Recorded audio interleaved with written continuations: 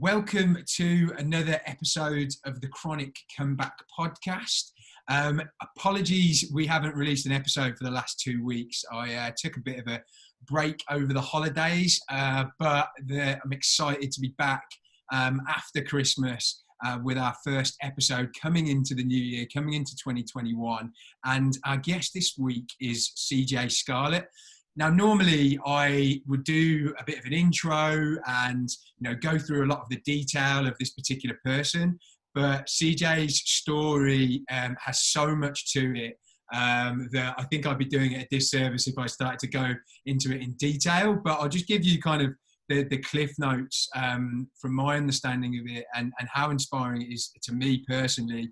So CJ is an author, coach, serial entrepreneur, and all-round badass, and has had so much success and recognition for her work, but also for her an impact on people with a consistent positive message. You would think that given her success, she's always had it that way, but unfortunately you'd be wrong. Twice the victim of sexual abuse as a child and then as a younger adult. These experiences would normally be enough to affect someone badly throughout their whole life. But then she has then gone on to develop autoimmune issues, most significantly lupus. But then also, having to deal with all of that, you would think that this would send her down a negative route. But rather than let these events break her, she decided to use them as a platform to make her and help protect others.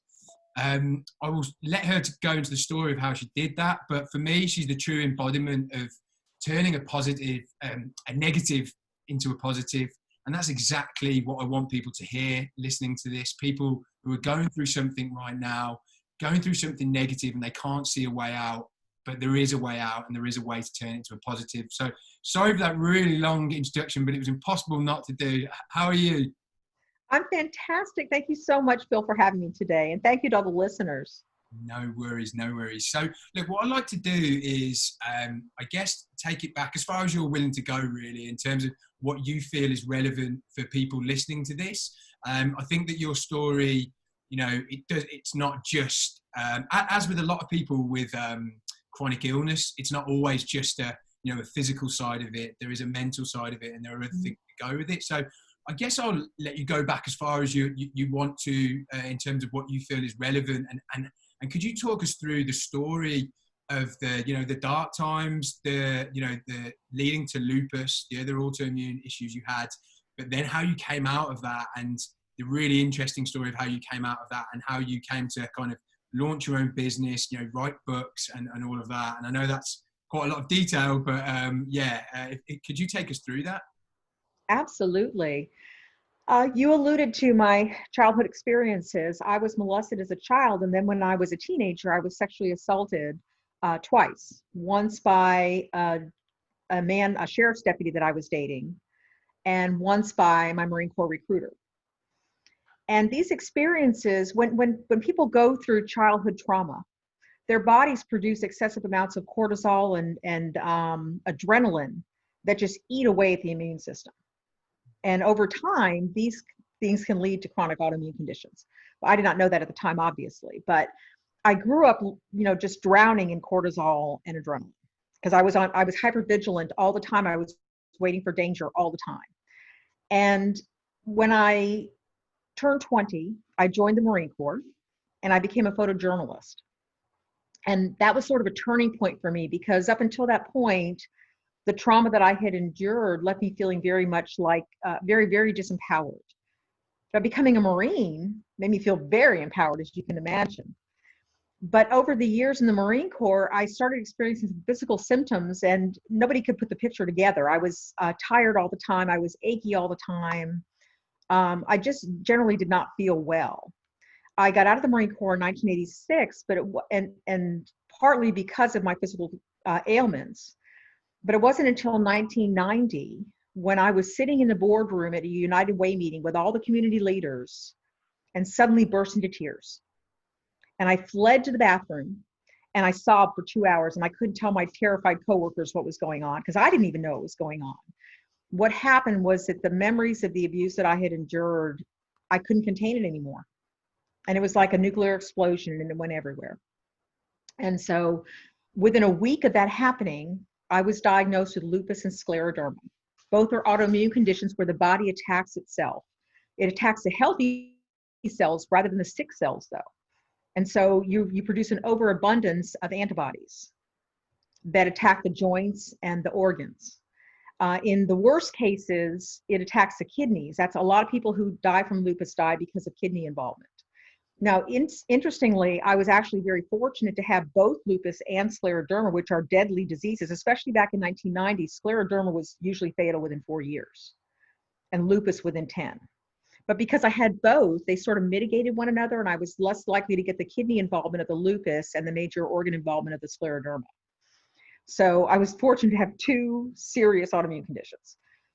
So I had to stop working when that happened. And I was a single parent raising two young boys, 5 and 8. And I went back to school, to college, to finish my bachelor's degree.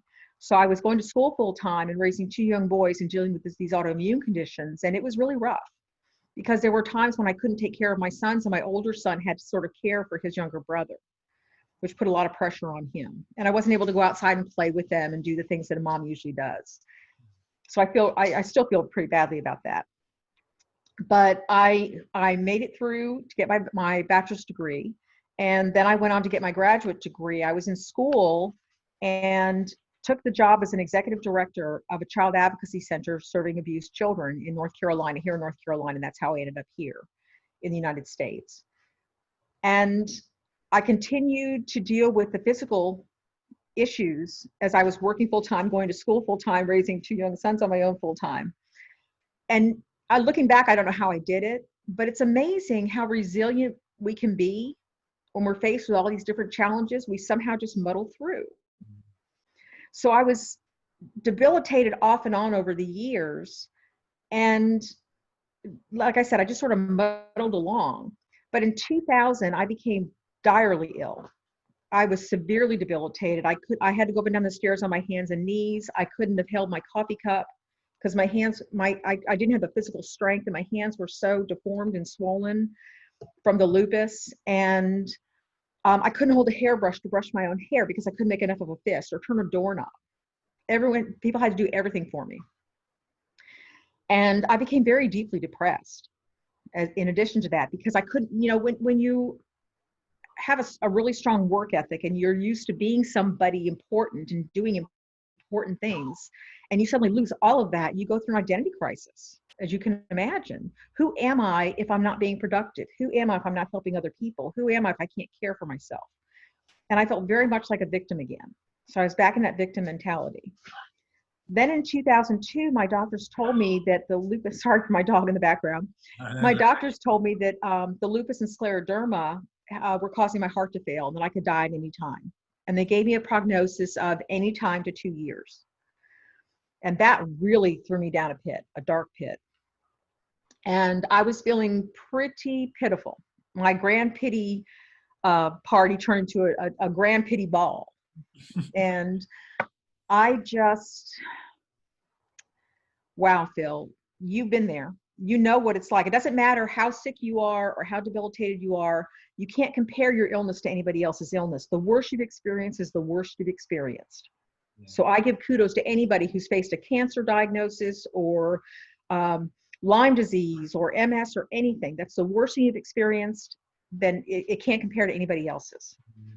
So I was there where you have been, where everybody who's listening to this has been. And then I got the chance to meet privately with a Tibetan Buddhist Lama for advice. He's a teacher at a Tibetan Buddhist center here in Raleigh, North Carolina. And I hobbled up to the Lama's house and I made a pitiful bow and I burst into tears and I waited for him to shower me with much deserved sympathy. And that's when I learned that Lamas don't do dramas. Because the Lama instead gave me a cosmic bitch slap. He told me to stop feeling sorry for myself and start thinking about the happiness of other people. And I was shocked and I was offended and I was defensive because it was like, I can't help myself. How can I possibly help anybody else? But the Lama insisted, stop feeling sorry for yourself and start thinking about the happiness of other people. How was I going to do that? I'm driving home from his house thinking, how can I possibly do anything to help anybody in my debilitated state? When an ambulance went screaming by with a siren blaring, and I said a quick wish for the person inside that they would find help and healing. And I thought, well, I can do that. I can send good wishes to people. So I started loving on the drivers around me and letting somebody get in ahead of me in the lane. And at the grocery store, I would leave the handicap spot for somebody else. And I would let the mom with the crying baby go ahead of me in line. And I felt a little happier. So I did more. And I gave my cane to a woman who was struggling to walk one day. And I felt happier. And so I decided to make it a daily practice to do at least one act of kindness every single day, just within my means. I mean, it didn't cost anything, and it took very little in terms of energy and time. So I did buy a box of inspirational notes that I left on the driver's side door at the cancer center, and I tucked them inside books at the used bookstore, so that when people would open a book, an inspirational note would flutter to the ground, because we're all looking for signs of hope. And I felt happier. And what had happened to me, Phil, is that I had become so consumed by my own suffering that I forgot that everyone's fighting a hard battle. Everyone is suffering in some way. And I'd lost my connection to humanity. And performing these acts of kindness opened my heart and reconnected me with other people's suffering and other people's lives and other people's problems. And it made me feel like I wasn't alone. And it made me feel more compassionate and empathetic. And I reached a point doing these acts of kindness where I became so happy that it no longer mattered whether I was sick or well or even living or dying. I was simply content. And at that point, within 18 months after my terminal diagnosis, my condition went into remission. That's insane. There's so many things in there that I want to talk about. First of all, two of the greatest phrases I've ever heard. Llamas don't do dramas. Love that. Cosmic bitch slap is my all-time favorite. That's not a phrase, but it's something I'm going to use a lot. Love both of those. Wow. Have you heard of the book called The Go-Giver? Yes, I love that book. Yeah, what you're just talking about there just reminds me of that. It was one of those books where it's really, really short, and so I got through it in a couple of hours, and I was actually really annoyed that it was so short, because it's just You wanted to go on and on. Yeah, and it's just, for anyone who hasn't read it, go and read it. It's brilliant. It's exactly everything that CJ is talking about. Just kind of going against the natural intuition, or in this day and age, the natural thing of people to think is that there's a scarcity mindset, and that you should just grab everything you can because someone's going to take it from you, even when you don't need it. And then also, what you were saying there, just in terms of being so involved in your own negativity, you just almost basking in your own this negative hotbed of negativity. People just more adrenaline than cortisol. Yeah, exactly. And I'm I know it's even more frustrating for me, because I knowingly do it these days. I read books like this and I listen to you, and I still find myself doing it. So anyway, sorry, I just thought that was the whole thing you just talked about was amazing. And I just want to go back, if we could, to when you were initially so you got your diagnosis, and then how long after that did you actually have the lowest point where you were debilitated? 10 years. 10 years. So in that 10 years, you were just kind of just muddling through, and life was kind of normal, but okay. Yeah, I was able to work off and on over that 10-year period. Yeah. But I would have periods where I was completely unable to work and was bedridden. Really? Because I would have lupus, what's called a lupus flare. Yeah. Okay. And then how long was it from when you had the completely debilitating phase to when you got this, you went to see the Tibetan, is it Tibetan monk or Tibetan Lama? Tibetan Lama. Yeah, 4 years. I was diagnosed with the terminal prognosis in 2002, 2 years. And then I saw the Llama in 2004. Yeah. And by 2006, I wasn't cured, but I sent the lupus into remission. I still have 4 autoimmune conditions that give me problems. And I was in the hospital this August for a week and almost died. Really? And they can't explain what happened or why. It wasn't COVID, but they don't know what happened. So I still suffer, I still have some issues, but I don't suffer from them. That's the big thing I want to impart here, is that pain is inevitable. Suffering is optional. Yeah. You're going to have pain, you're going to have debility, you're going to have these things, but whether or not you suffer from them is really, a lot of it is a mindset. Yeah. And the biggest thing I can think of that the acts of kindness did is that all that cortisol and adrenaline that my body had produced all those years through childhood and all that negativity I'd been experiencing as an adult, I combated it with endorphins by doing these acts of kindness. Because when you perform an act of kindness, you do get endorphins. And those are painkillers and mood boosters. Yeah.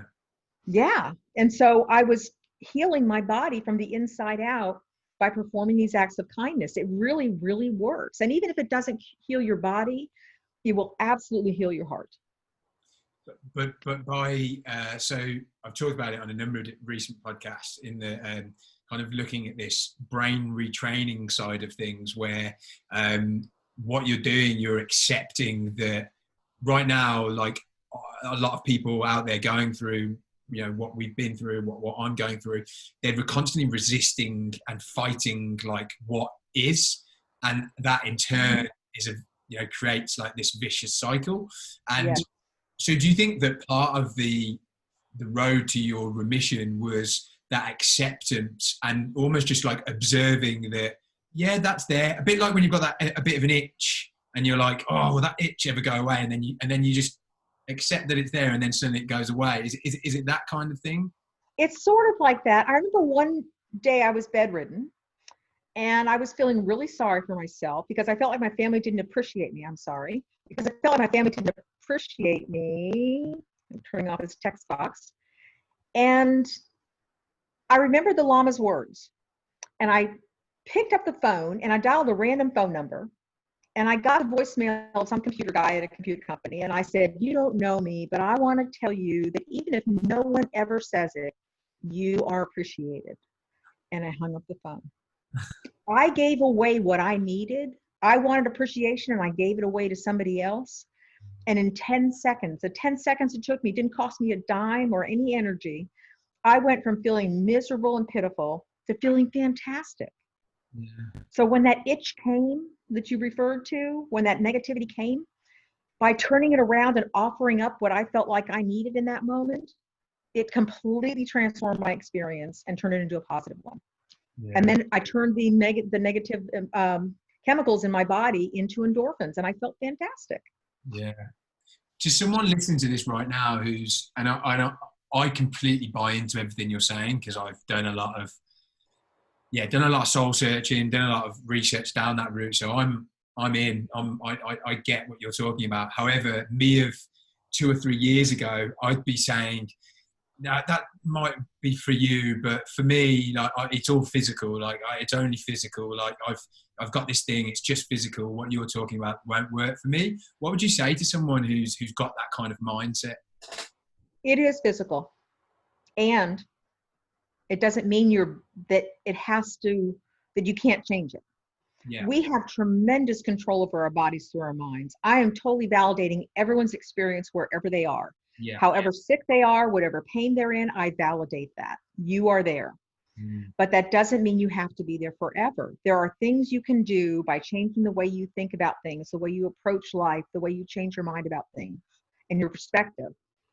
That can, like I said, it's science. It's not just woo-woo stuff here we're talking about. It's science. Your body, when you're in a negative state, is producing chemicals that promote that negativity and that erode your cellular structure. When you perform an act of kindness, or you do something for somebody else, or you have a positive thought, your body produces positive chemicals that are healing to your cellular structure.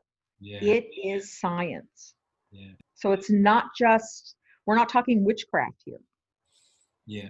No, I agree. I think if anyone ever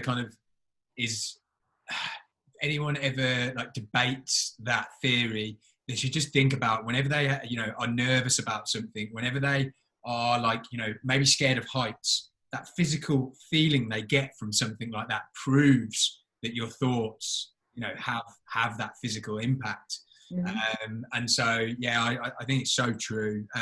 Could you talk us through a little bit about like the next part of the story? So I think, you've got to the point where you're in remission, which is unbelievable, but then you took it a step further and you've actually gone, you've gone, you've launched your own company and you're working with other companies and helping other people. Could you talk a little bit about that? Because I feel like that's a huge part of the story that people need to hear. Well, I became self-employed. I became an entrepreneur because I can call my schedule. So if I become ill or have a bad day, feeling bad, I can take the rest that I need. That's the beautiful thing about being an entrepreneur, is that I can go on vacation for a week, or I can be in bed for a week if I need to be, and nobody's going to tell me otherwise, and nobody's going to dock my pay.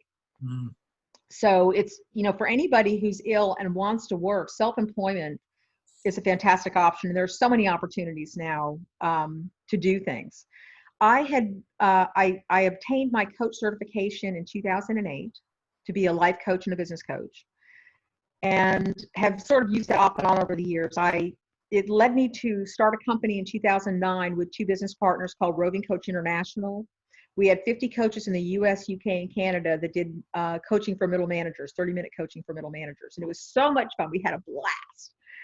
But we weren't earning enough money. The economy took a downturn in 2008, just before we started the company. And coaching was perceived as a perk, not a necessity. And so although we had some good success in the UK and the US, we weren't able to generate enough for three business partners. So we had to close the company after 4 years, which was very sad. But we celebrated with champagne, so it was all good in the end. The master's degree that I obtained is in human violence. I wanted to understand how people could do the things they do to each other, why I was abused as a child, why there's war, why there's terrorism, why there's domestic violence. And over the years, I became an advocate for victims of crime. And I ran that child advocacy center, and I was the director of victims issues for the North Carolina Attorney General's office, and continued to serve victims through volunteer work over the years, even when I was ill. And I decided to write a book that I published in 2017 called The Badass Girl's Guide: Uncommon Strategies to Outwit Predators. And because I was a photojournalist in the Marine Corps, I have really solid writing skills. So I decided to put those to work. So I wrote The Badass Girl's Guide to teach women and girls how to protect themselves from sexual predators. And then I had grandchildren, which they are the joy of my life. But then I started having nightmares of them being snatched off the street. I mean, because you hear the statistics in the United States, it's all over the place. There are 400,000 missing and exploited children in the U.S. every year. So I was envisioning children being picked off playgrounds and side streets every 5 minutes. And that persists. But then I started doing the research to calm myself down. I started doing more research. And I learned that of the children who are missing and exploited, the 422,000 children who are missing and exploited each year, over 90% of those are runaways, which is tragic, but most of them come home. 98% come home. A small portion are kidnapped by non-custodial parents. So parents get divorced or separated or whatever, and the non-custodial parent takes the child. Some are taken by other relatives, and just 65 in 2018, just 65 children in 2018 were actually kidnapped by strangers. Right. Total strangers. That put my mind at ease, and I thought, well, gosh, parents need to know this stuff. So I put my writing skills to use again, and I wrote the Badass Parenting and Heroic Parenting, which is basically the same book. But Badass Parenting is really snarky and sweary, has a lot of swear words and snark in it. And Heroic Parenting is PG rated for parents who don't want all that profanity. And throwing myself into the writing is another act of kindness in a way, because my goal is to educate parents so that they can empower their kids to be little badasses who can protect and defend themselves from predators. So writing these books, my greatest hope is that they will keep children, empower them with the information they need to be able to say no to adults they don't feel, or other kids they don't feel comfortable with, and to get themselves out of tricky situations. So I'll never know what children's lives were saved or how they avoided abuse in some way, but I feel confident that the book is going to accomplish that. And so once again, by doing something for others, I've done something for myself. Yeah. My favorite quote is one that I made up, and it's, to get what you want, give it away. If you want love, love other people. If you want respect, respect other people. If you want attention, give attention to other people. If you give what you feel like you need to other people, it will come back to you in just 1,000-fold. I mean, I'm not a big Bible person, but it's in the Bible, it's in the Quran, it's in the Hindu texts. If you give what you want, it will come back to you. I'm reading I've actually just read it's more of a business entrepreneur book, and it's called Give and Take, and it's talking about the most successful people in companies are the givers, but they're also potentially the least successful when they keep giving and giving to the detriment of their health and stuff like that.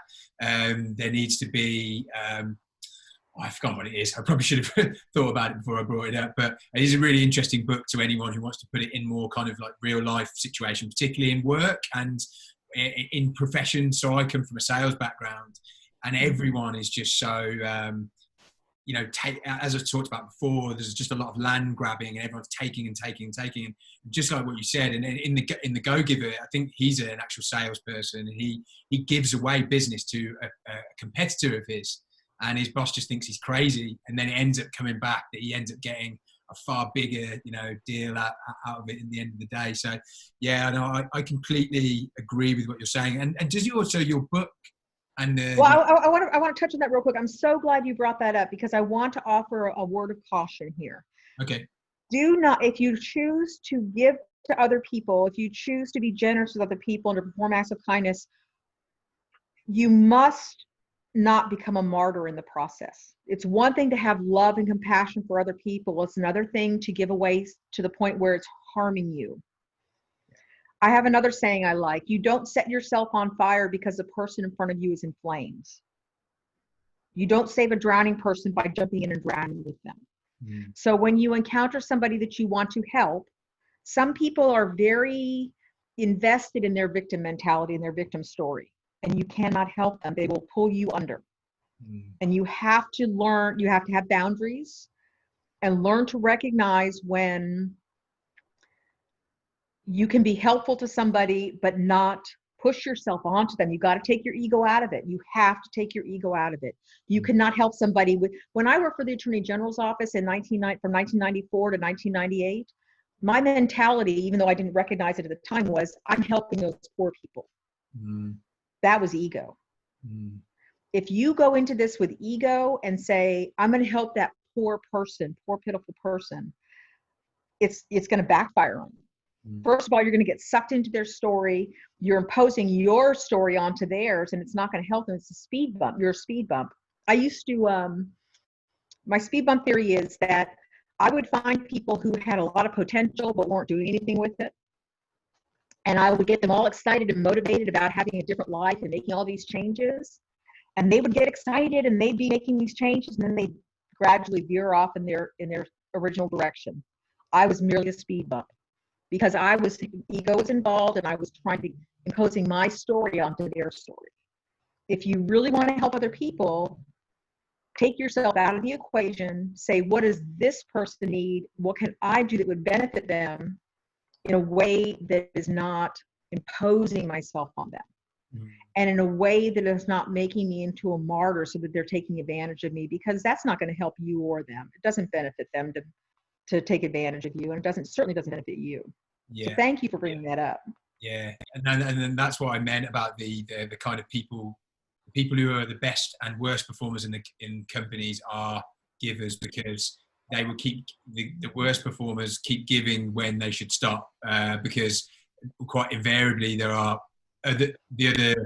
the receiver is a taker, and someone who will keep taking, without blinking really. And I was actually speaking to someone who might actually listen to this podcast, but he was talking to me about a situation where he was doing work for a company and completely getting paid barely anything for it, but was doing it because he cared and was passionate about the work. But really, if they valued him, they would give him more money. But he just kept doing the work and doing the work and doing the work, and would never get an increase. And the only way in which he was if he'd asked, but he was too nice to do that. So I just thought that's a really good example of someone being on that side of it, and then you've got a taker continuing to take. But anyway, I digress. So in terms of what I really like to go into as well is like the positives that people can take from being in such a bad situation. You've been through a lot. I mean, I'm dealing with one situation with my health, but I actually had like a relatively nice childhood. I didn't have that trauma that you had to deal with. So there's a lot there that you've had to come through, but also you've come out on the other side in with such a positive message. What would you say are the things that have happened because of your situation? Your autoimmune stuff, but then also the stuff that happened before there that has meant that you're a better person now, and that's been really positive for you. They have been positive. The illness is I call them a gift. For me, they were a gift because they made me my life was out of control. I was out of control. I was hyperactive because I had so much adrenaline and cortisol coursing through my system that I was like a bumblebee. I was buzzing through life and missing it. I had so much negativity in my mind that I was always focusing on the wrong things. And I wasn't happy. I wasn't joyful. Happiness is like this, something good happened to me. Yay, I'm happy. Something terrible happened to me. Boo, I'm sad.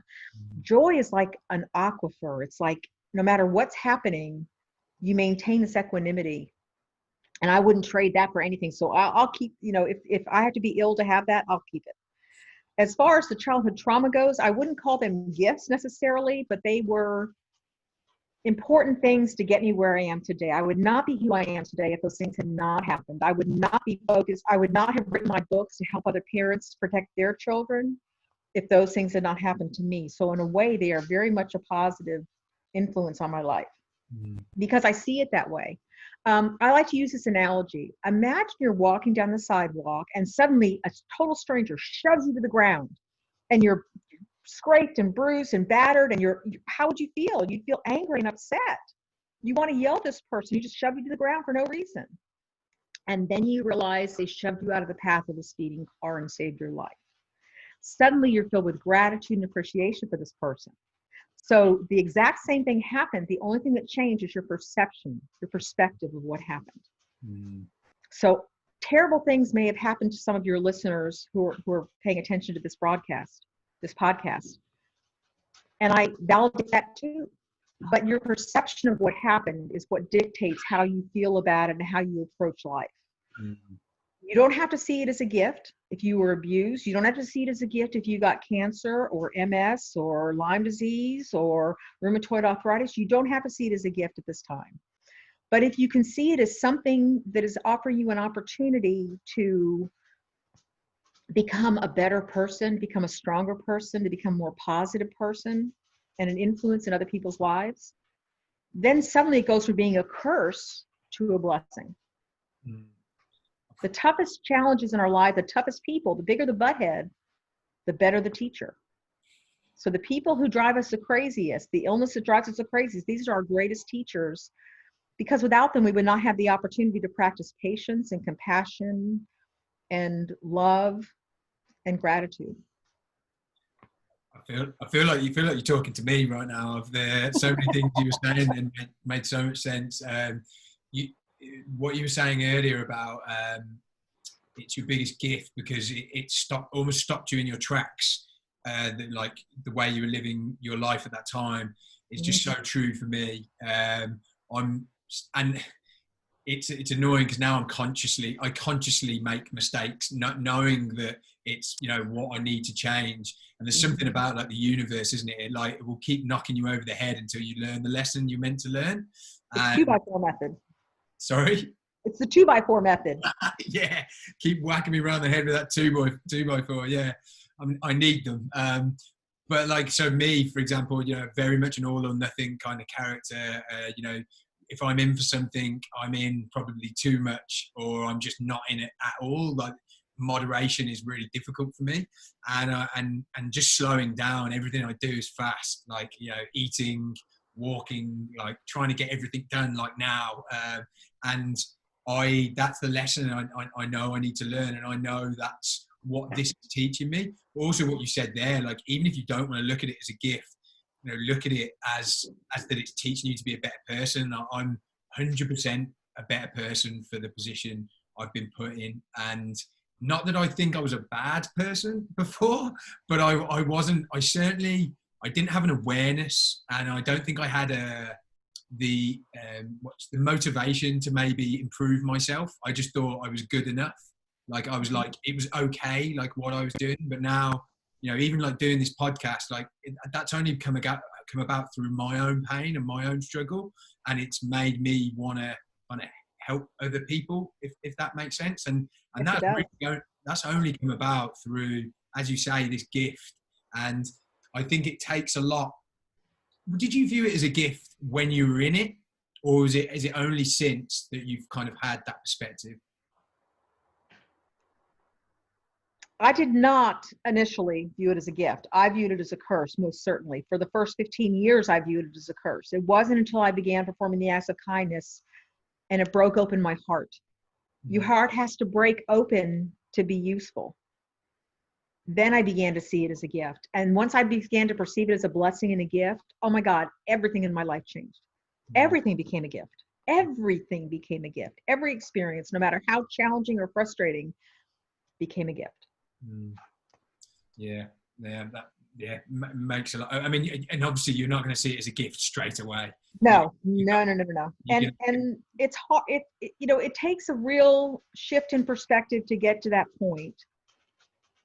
But I have to say that for your listeners, even if you are bedridden, if you can just pick up the phone and call somebody that you haven't talked to in forever and say you're thinking of them, you have just performed an act of kindness.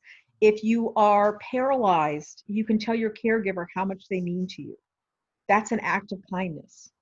There are little things you can do, little things and big things you can do that take nothing in terms of time, money, energy, to let other people know that they're cared for, that they're special, that they're validated, that you recognize them and you see them.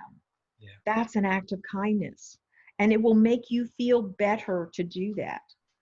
And so I encourage everybody who's listening to just do one small thing today. And then if it feels good, do another small thing tomorrow. Yeah. And keep doing it. Do you know something you said earlier, which I think can be a bit of a trigger for someone who is going through something like this? For me, I completely agree with it. And it's something I like to talk about is not being a victim, and having that victim mentality. And there's something inside you when you hear about someone, when you've got a physical illness and you hear about someone else going through something, and you kind of want them, you're almost like, well, do you know what I've got going on? And you almost like want them to know, you want them to be, to understand, you want them to get it, you want them to be inside your pain, but yet there's no positive thing that can come from that. You will only feel worse. And I've realized that, and I made I made a promise to myself a few years ago to like not moan and about things when I feel bad, because if it felt good, then it would be fine, but it never ever does. And if anything, it just makes me worse, and it makes me identify with it more. And is that what you meant when you were talking about that? Yes, and it also brings other people down, and it makes them perceive you as a victim, and it makes them perceive you as a complainer. And it's okay to talk. It's okay in certain situations to talk. To say to somebody, "I'm not feeling well today." There are opportunities to tell your story, but I used to blurt my story to everybody who would listen. I felt exactly like you said, Phil. I felt like I had to impose my story on them because I wanted them to validate my story. I wanted them to say, "Oh, poor you. I'm so sorry for you. I'm so sorry you're experiencing that." And unfortunately, or fortunately, most people don't give you that reaction. They'll be kind of like, Yeah. But there is something to what you said, because when you tell your story over and over and over and over again, and you complain over and over and over again, you're feeding that, not just that mentality, you're feeding that physical need for the illness. And so over time, as I became happier, I lost the need to tell my story all the time. I don't look like I'm ill. A lot of people who are listening to this have invisible illnesses, meaning that if you look at them, you could never tell they're sick. I could never tell that you had Lyme disease. I could never tell by looking at you. And so that's okay with me. People don't, that's not the first thing people know about me anymore. Before it was always like, I was a victim of sexual assault, or I have lupus. That was my identifying factors, not I'm a wonderful, loving person. Now the first thing they know about me is that I'm happy and healthy. And I prefer it that way. If I get to know them more, then they'll learn my story, but that's not the first thing they need to know. Yeah, so true. What would you say to someone, and I mean, you've already given a lot of good advice that I could pick from what you said earlier, but for someone who's listening to this right now, perhaps going through lupus, or just going through something that is really dominating their mind, they're in a really negative, that spiraling negative state, and they really need to get themselves out of it. What would be your advice? I mean, either practical or mentally, but I like to focus mentally more, but however you would like to give them advice. Look for the lesson. I don't think the universe tests us. I don't think we're taking a test that we have to pass. That's so punitive. I don't think the universe is punishing us by giving us this illness, God or whatever you believe in. I don't believe that we're being punished for anything. And if you can instead perceive your illness as a manifestation of environmental factors or emotional stress in the past or present, if you can perceive it as a compilation of factors that are attacking your body, it depersonalizes it. It makes it less personal, so you don't have to take it as personally. It's not about you. It's about your body as a physical being, and the environmental and physical factors have attacked it, are attacking it. And so it's not a personal attack on you. It doesn't mean you're a bad person. It doesn't mean you did anything wrong. It just means that your body was attacked by all these factors. And so if you could remove your ego from the situation and see it as your disease, whatever it is, as not being punishment, but providing you with an opportunity to figure out what's important to you, then it becomes a gift. Like I said earlier, your heart has to break open to be of any use to anybody. It's like an egg is useless to anybody unless you crack it and use what's inside the egg. The heart is the same way. And so your heart's been broken by your illness, and I'm so sorry. I'm so sorry to all the listeners who are experiencing something like that. You don't deserve to have this happen to you, but it is happening to you. So what are you going to do about it? What are you going to do about it? And you have to sit down and decide, okay, I've got this illness, I've got this disease, I've got this condition.